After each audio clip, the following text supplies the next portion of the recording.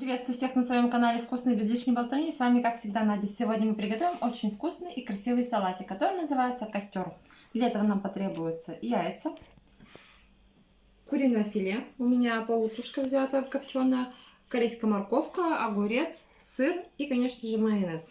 Салат этот делается очень необычно. Первый слой в салатницу делается майонез. Майонез мы сделали на салатницу.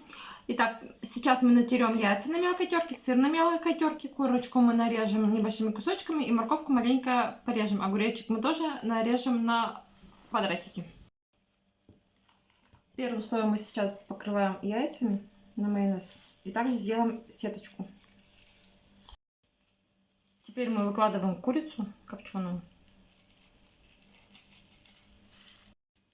На курицу мы сделали майонез, теперь мы посыпем все огурцами. И также сделаем майонез. На огурцы майонез уже надо чуть поменьше положить.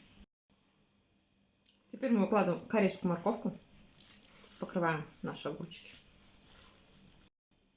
На корейскую морковку мы выложили маленький майонез. И теперь нам надо вот так вот выложить сыр. Наш салат-костер готов. Все ингредиенты будут в описании под видео. Ставьте лайки, подписывайтесь на мой канал. И всем пока-пока!